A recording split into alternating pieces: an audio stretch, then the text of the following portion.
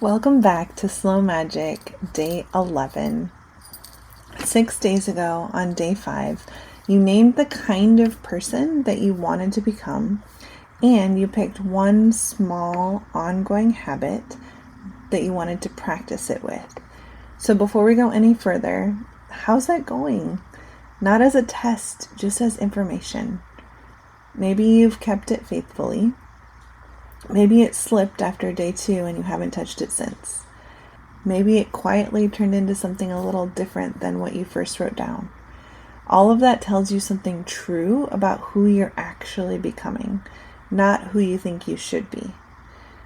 No fixing required today. Just notice, honestly, where it stands. The question, who you're actually becoming, is the same one that yesterday's triangle asked you to get specific about. You named a desire, claimed what was truly yours to do, and surrendered what wasn't. That's real work, and if you did it honestly, or if that day 5 habit has actually been sticking, some of this is already happening. Here's the trap inside even good practice, though.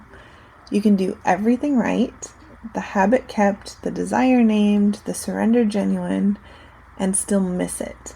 Not because it didn't come, but because you weren't there when it did. So what I mean by that is, on day 1, I told you that fast magic steals presence. That when we believe the real answer is always one step ahead, we start practicing escape instead of practicing presence. Over and over, we do this until it becomes a rehearsed skill. Today I want to show you exactly what that theft costs you. Pleasure. Joy. That particular aliveness that you went looking for back on day 9. None of it is a reward waiting at the finish line. It isn't a substance that arrives once conditions are finally met. It's a quality of attention. Something that is only available to you right here, inside the moment that's actually happening. Hurry, by definition, has already left.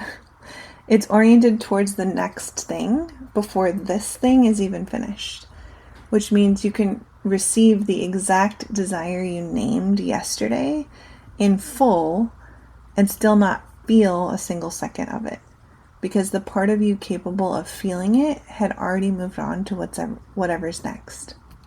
That's why presence isn't a nice to have or a mood or something for people that have more time than you. It's the mechanism. Presence doesn't make joy nicer. Presence is the only place that joy can be felt at all. And here's the part that actually surprised me when I started paying attention to it. Presence doesn't just make arrival worth something once you get there. Presence gets you there faster.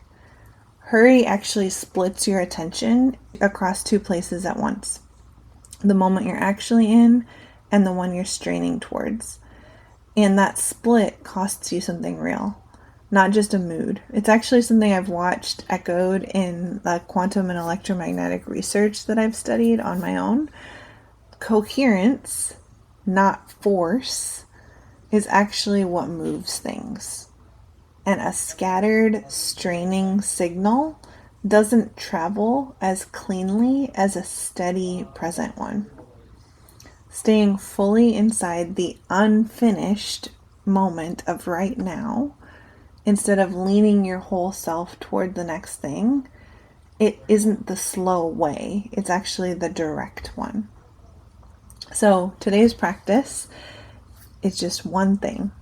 At some point, you'll feel a flicker of something good.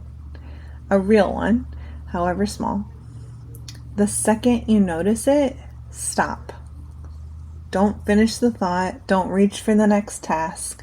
Don't even reach for your phone to capture it. Just stay on purpose for 3 full breaths inside the thing that's already happening. That's the whole practice. See what it's like to actually be there for something you already have. Thank you so much for being here today.